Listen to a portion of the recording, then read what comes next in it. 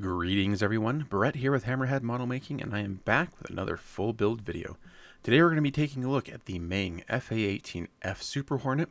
This will be painted up as Vandy 1 from the VX9 squadron.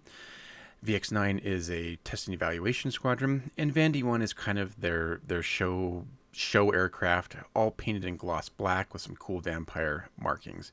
This will be my first time doing an all gloss aircraft. This is going to be a learning experience for me, and I think, and hopefully that you'll see by the end of the video that this is not going to turn out perfectly, but it's going to help me learn a lot, and I'm going to understand a lot more so that the next time I have to do a build like this, I will be much more prepared. Additionally, I've already built the Meng F-18E, the Echo model, which is the single seat version. This is the F model, the 2-seat version. So there's going to be a lot of areas where I kind of speed run and gloss over, pun intended, just because I don't necessarily want to duplicate a lot of work on my channel. I want to be able to bring you guys something that's new, unique, and interesting. So a lot of the footage that you'll see going forward will be tailored to highlight a specific point or feature. Like right now, what I'm doing is just kind of showing you a couple of different methods of removing the sprue nibs, the sprue nubs that are left after cutting parts out of the sprues. So you can use a hobby knife, you can use a file, you can use sandpaper. There's a couple of different ways of doing it, but either way, you want to make sure that you are removing that excess plastic, because if you don't, then you run the risk of having fit issues, especially with kits like this that have a very high, very close tolerance for the parts. You want to make sure you're getting rid of all that excess material. Now, the overall cockpit is actually relatively simple. You got instrument panels, control sticks, sidewalls, and then you have the ejection seats. The ejection seats are built up with a few different parts, a few different sub-assemblies: sides, seat cushions, top part, back part, and they actually look quite nice out of the box. The only thing that's really missing are some harnesses, and so these end up looking quite nice when they're done. And this is probably the most complicated part of the cockpit build itself. But once those are put together, then pretty much everything is ready to start painting or start priming and painting. So for doing a lot of these smaller parts, because I like to paint them separately so that they are just a little bit easier to paint. And so I use these little wooden craft sticks, and using some really cheap poster tack that I get from the dollar store, I can stick them to these hobby, these craft sticks, and that gives me a good place from which to paint them without having to touch them and handle them, and without leaving them on the sprue, which could cause potential issues when you want to when you remove them from the sprue after painting them. It leaves areas of unpainted sections on those parts. So I find this to be the easiest way of doing it in general. Next up, I'm going to start the priming process. For this, I'm using Mr. Surfacer 1500 Black sprayed through the airbrush. This is thinned probably about, I would say, 30% primer to 70%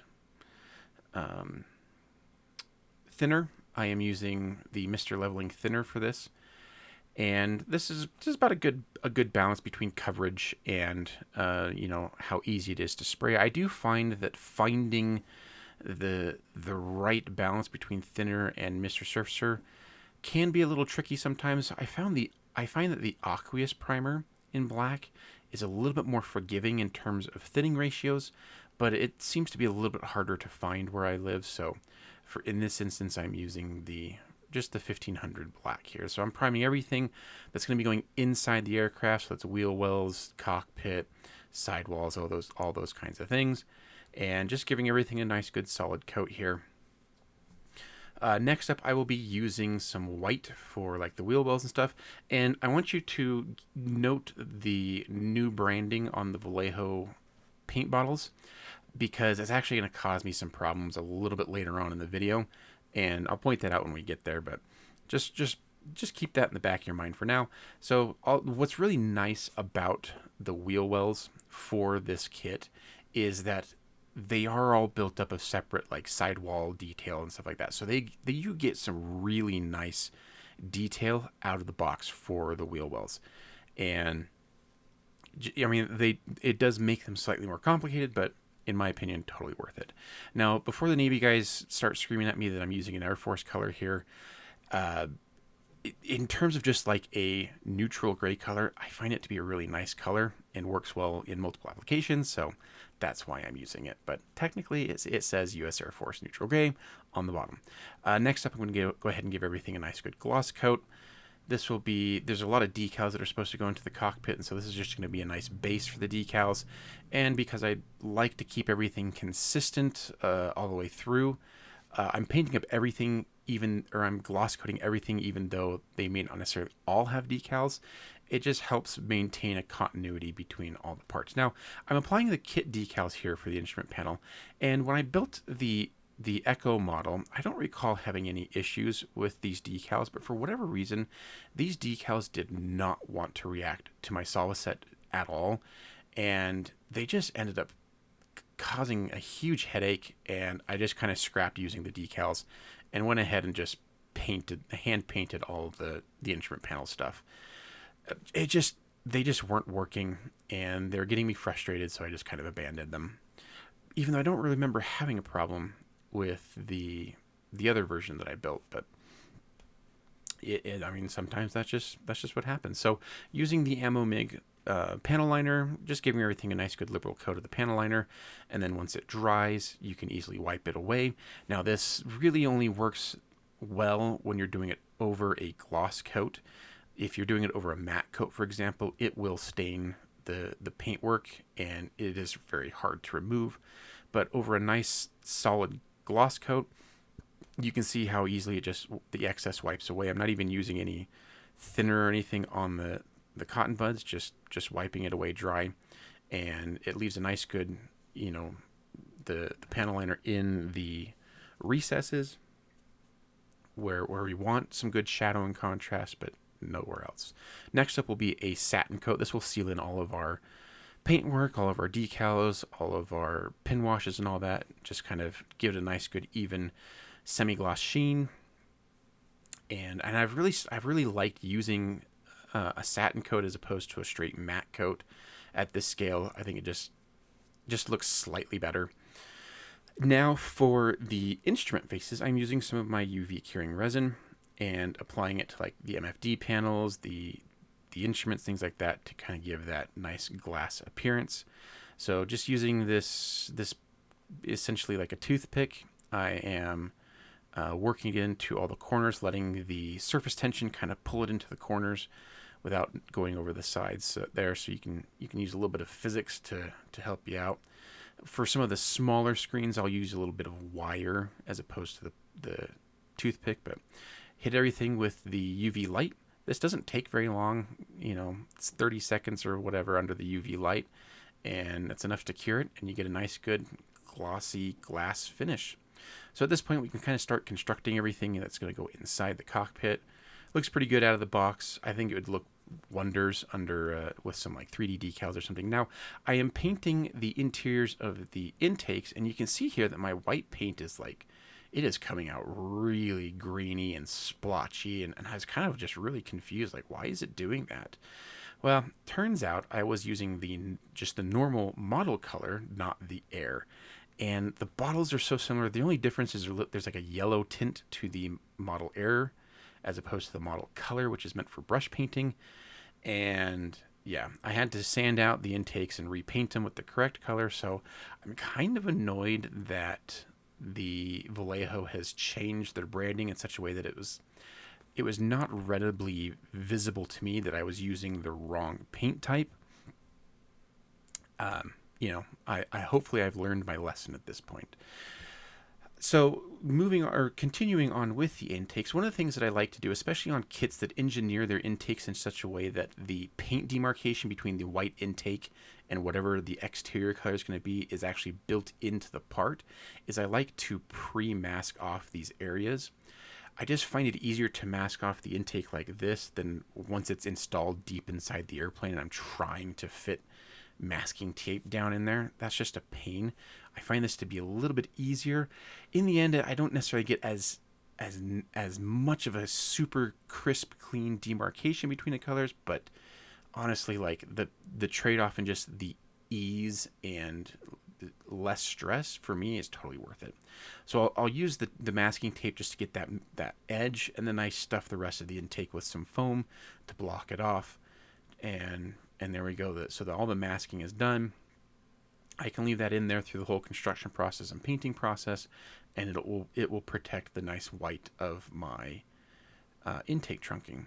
So there's some really nice engineering in the main kit when it comes to building some of the more intricate geometric shapes of the Super Hornet, like the intakes here.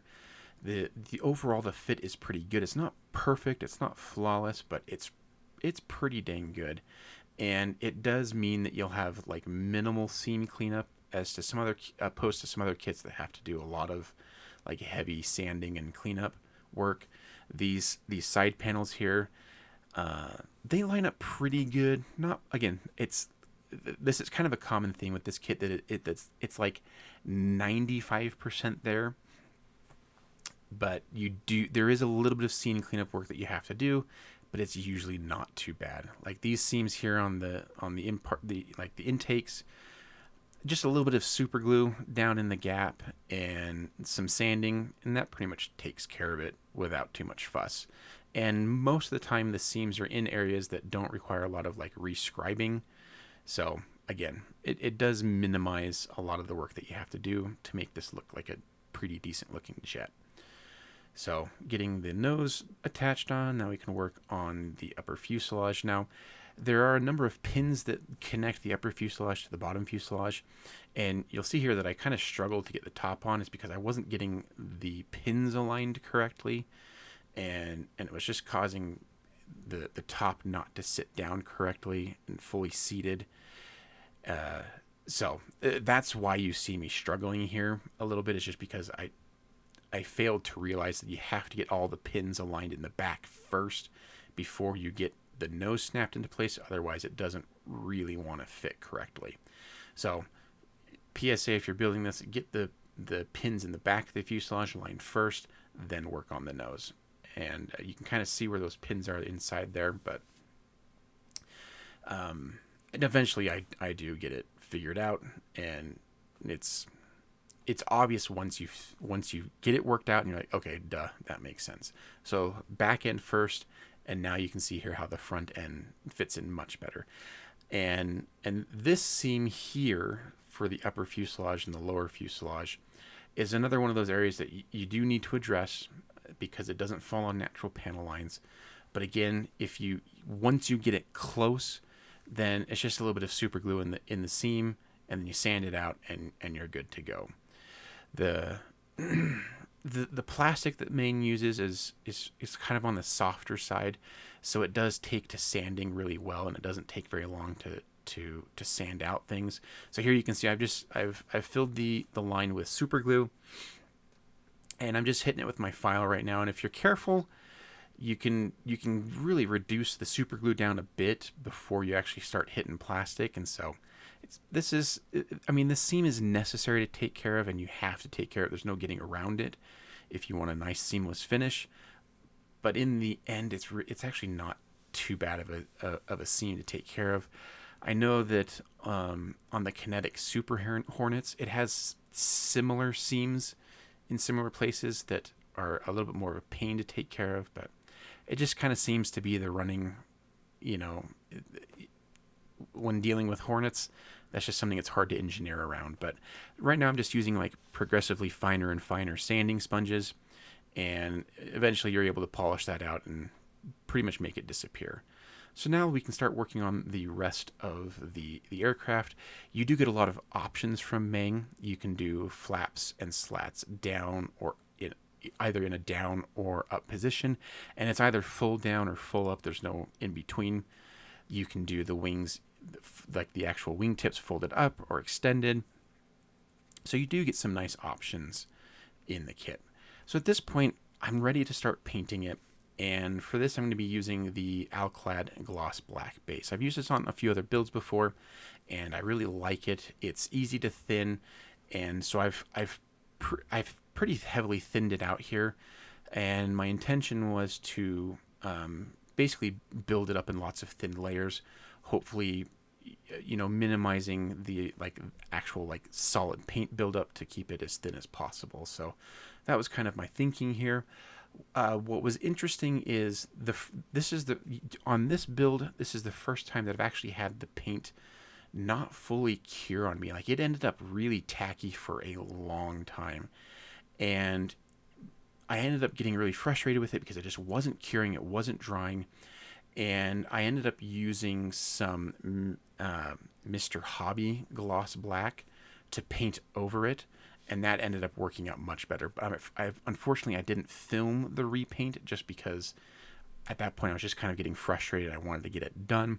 But just note that I ended up using Mr. Hobby Gloss Black over the Alclad Gloss Black, and it worked much better. For all of the other stuff that's not going to be painted gloss black, I am just using my Mr. Surfacer 1500 to prime them. All of these parts get painted normal Super Hornet colors. What's neat about Vandy 1 in particular is oftentimes you will see it if they're actually doing actual legitimate test work with it. You'll often see it with just regularly painted pylons and drop tanks and things like that, and it looks kind of cool. You can see here that I've actually ended up with a kind of a grainy finish on my paint job. So I'm using a 4000 grit sanding pad, and I'm wet sanding it to hopefully eliminate a lot of that kind of orange peel effect, the graininess on the paint job. Like I mentioned at the beginning of the video, this is my first time doing like an all gloss finish, and one of the things that I learned during this process is that my workbench is a really dirty place, and it was really easy to pick up dust and things like that ended up in the paintwork. So I need to work on that. Another blunder I made during this build was I ended up spilling my extra thin cement, I know, surprise, all over the rudders of the build and ended up melting them completely. And fortunately, a buddy of mine, Andy, you might know him as Mr.Plamo on Instagram and YouTube, I guess, as well. He sent me some Hobby Boss rudders, which, as you can see here, pretty much fit perfectly all the way from New Zealand. So Andy gets a huge shout out. I'll leave his contact info down below if you want to check out his social medias. But thank you, Andy. Greatly appreciated for saving my bacon on this kit. Next up, we have the decals. Now, these decals are extremely thin, very fragile, and care must be taken when using them. Otherwise, they will tear very quickly. And they're kind of like generic decals. They're not designed for any specific kit. So you can see here, like these bands are slightly oversized. That's intentional so that you can have a little bit of overlap to the other side, and it just helps make it make it a little bit easier, less paint touch up that you have to do. Here we get the cool vampire bat symbol going on. Now, other versions from the VX9 Squadron used to have the Playboy Bunny as their tail emblem.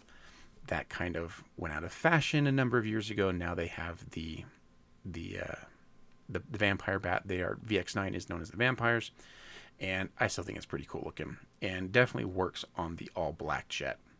So just getting these conformed down to the surface details. I almost didn't need setting solution on these decals because, again, they were so thin and they just really sucked down onto the gloss paintwork. They were really nice to work with, and the white that they use for their decal is very opaque, which again is very helpful for this set of markings here. So pretty much all of the decals went down without issue, and at this point I can go ahead and gloss everything up again.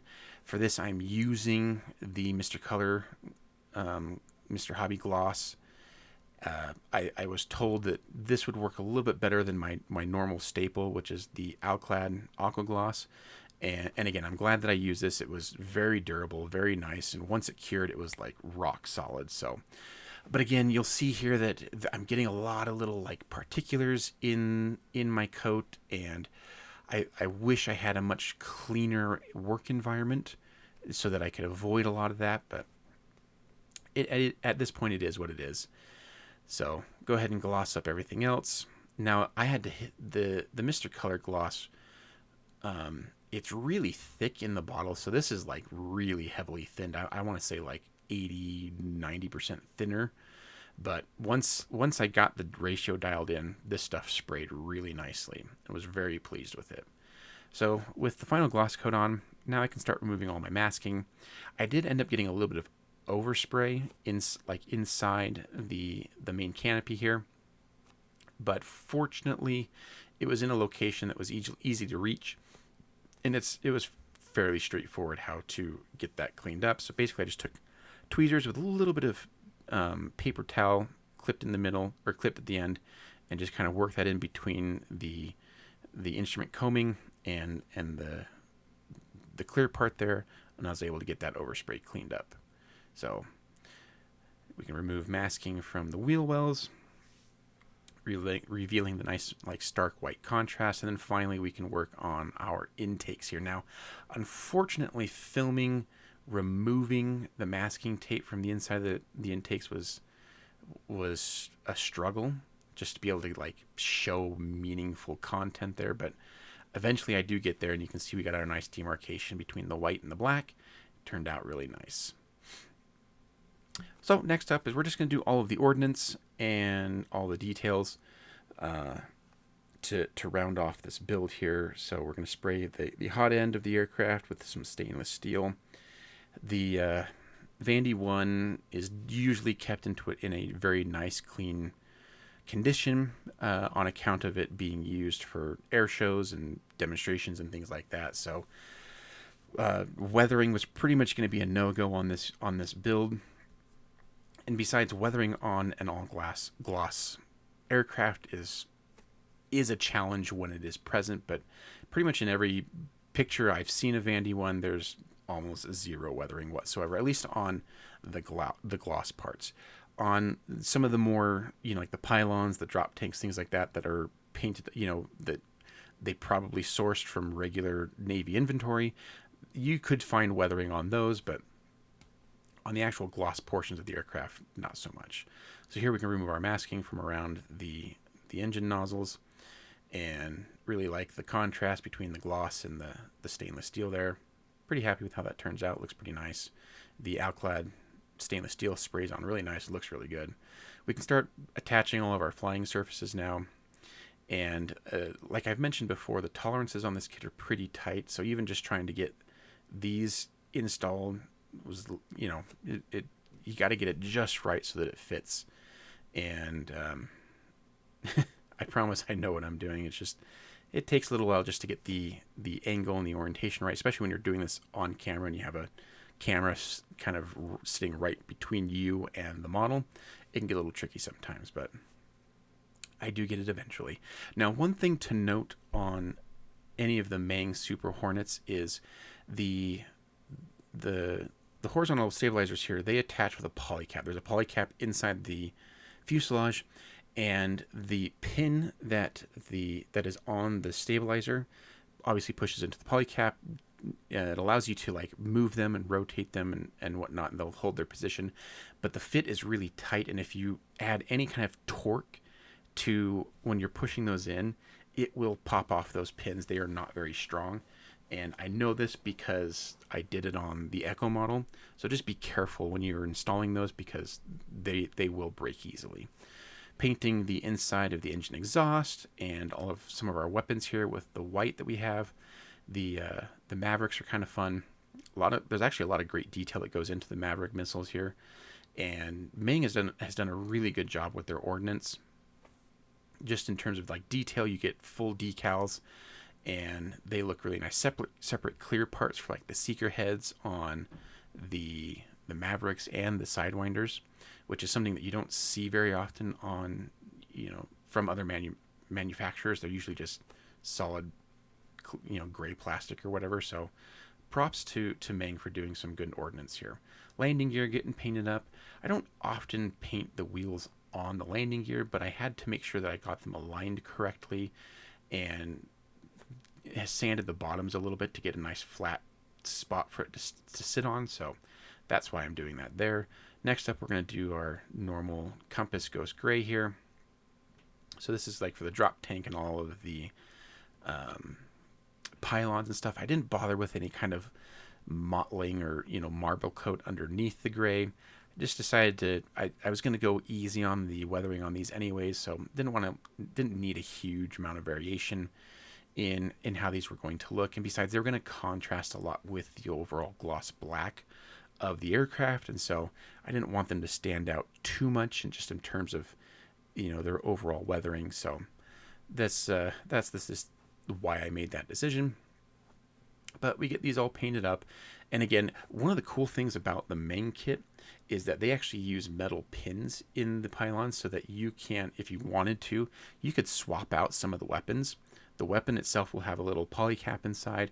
The pylon has a pin, so you could swap out the laser guided bombs with additional drop tanks or whatever.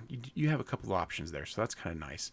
And I appreciate, if you follow the channel long enough, you'll know that I appreciate options in kits. I like having the option of doing something slightly different from the next guy, so that maybe it sets my builds apart from someone else if I'm at a show or whatever. And I just like having those options. So at this point, we can kind of start doing our first layer of weathering for all of our accessory pieces. We have our landing gear doors here, just adding a little bit of panel wash to them. And this is after doing like all the gloss coat and all that stuff that I would normally do. I just haven't portrayed it in here, just because I'd be duplicating a lot of work that I've already done on a previous Super Hornet build. But just hopefully you guys can get an idea of the process that I've been going through here. So again, gloss coat, then we do the panel wash, and this is just going into all the recessed details, rivets, panel lines, things like that. This isn't going to be like the overall weathering. It's just kind of the first step. I always consider a panel wash as like the first step of weathering, because you can use your panel wash to I mean even sometimes just a panel wash on an aircraft, even though you plan on keeping the aircraft relatively clean, can add that like just extra little bit of like, okay, I can see that this is used without being filthy kind of a look here. So I think it's a good place to start with when it comes to weathering. And if you finish the panel wash and you're like, yep, that works for me, awesome. But I can totally understand as well, like if you don't like to do a panel wash, if you don't necessarily like the look of it, you think it looks cartoony, totally valid. I get it. So once the wash has dried, we can go ahead and remove the excess, just like we did before in the cockpit and internal areas.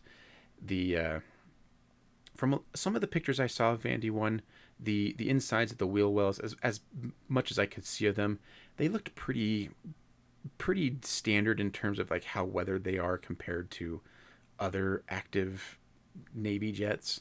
They didn't seem like particularly more clean to me than other, comparatively maintained Navy F-18s. So I don't know if that's the norm, but that's just what I observed. The lantern pod here, or the sniper pod, or whatever. I don't recall which one it is. Did add a little bit of dirtying up to the insides of the exhaust tubes here. The flame holder there for the afterburner is a photo etch part, which is kind of nice. It looks really good here. And then we're just going to use a little bit of black and dark brown oil paints here for our actually weathering pass. So first I just load everything up with some mineral spirits. Then we dab on some of the dark brown color in as much of a random pattern as I can achieve by hand. And then we're going to start dabbing on some black in some of the open spaces here. And then what we're going to do is we're going to take our brush that was loaded up with thinner before, and we're going to start blending these in.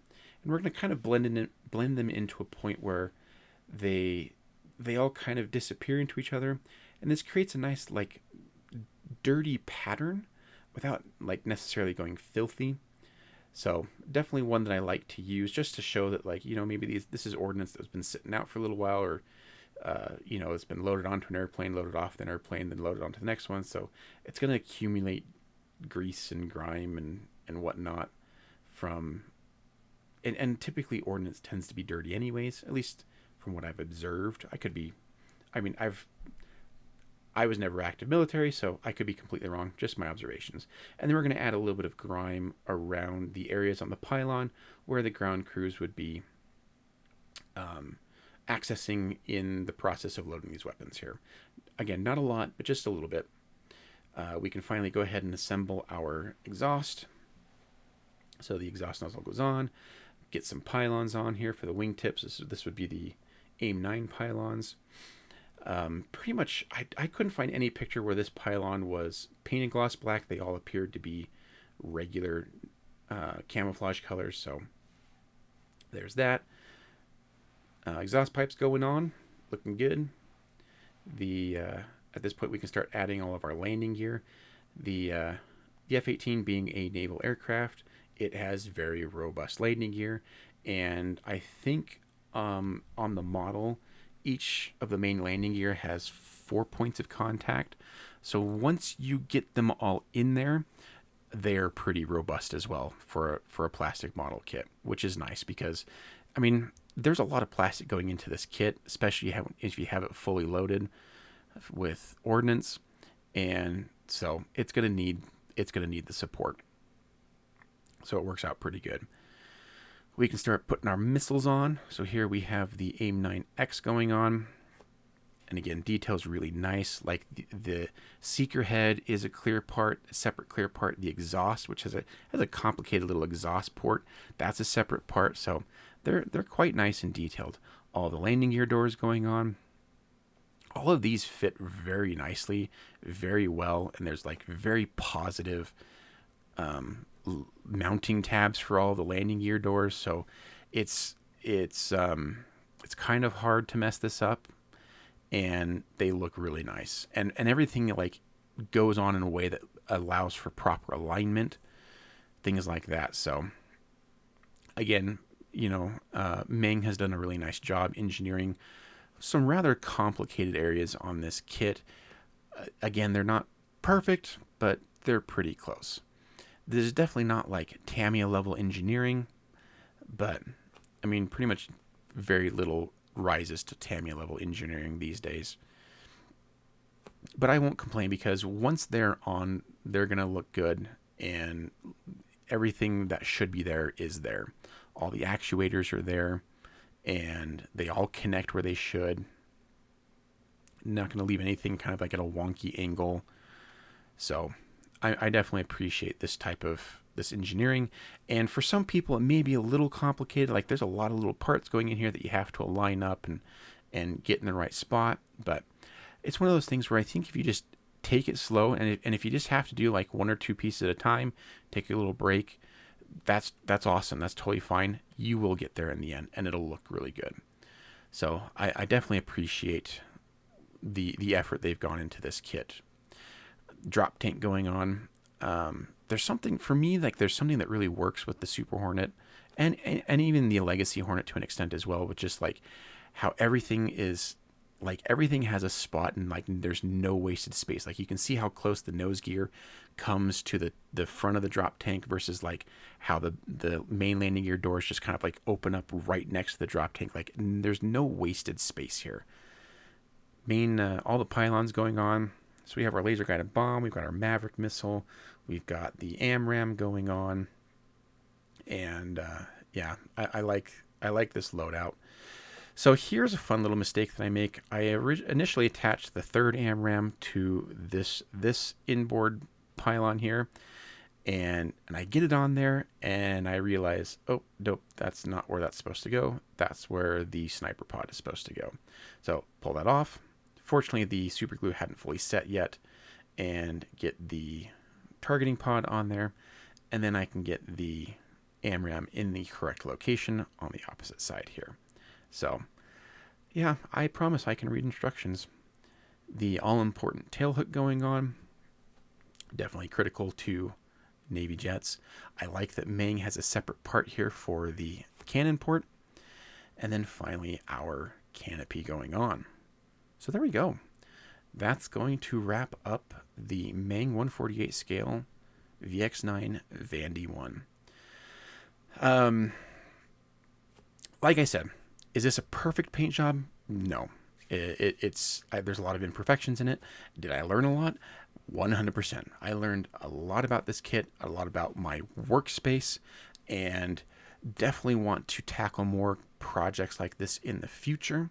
The high gloss finish is definitely something I'm uncomfortable with, but I want to get better at, and I want to learn how to do it better. I still had a lot of fun with this project. It presented some challenges. I had to overcome certain things. The initial paint job not curing fully, melting the rudders, things like that. But in the end, I got it to where I wanted. I got it to where I was happy with it, and it's definitely a different type of aircraft or a different type of finish that I'm used to doing, and it stands out. It's unique and it looks cool. I like the contrast between the weapon loadout and the normal camouflage parts compared to the high gloss of the rest of the aircraft. It's definitely a unique look. I might have to go back and read and do a F-14 in this scale in the Vandy 1 paint scheme, and maybe even F-4 Phantom, because they definitely look really cool. So anyways, I hope you've made it this far. I hope you've enjoyed the video. I hope you've learned something. I hope there's been something you can glean from my work here. Hopefully you can learn from my mistakes. And if you haven't already subscribed, please consider subscribing. And let me know what you think down below. Maybe if you have some tips for eliminating dust on a high gloss surface, leave those down below. Those could be very helpful for me. Yeah, and if you're interested, check out my Patreon. I do a little bit of Patreon exclusive content down there. Huge shout out to the patrons that I do have at the moment. They are great, and I really enjoy interacting with them, kind of on a more one-to-one personal level. Head on over to my Instagram for like work in progress and things like that. Thanks for watching. We'll see you on the next video.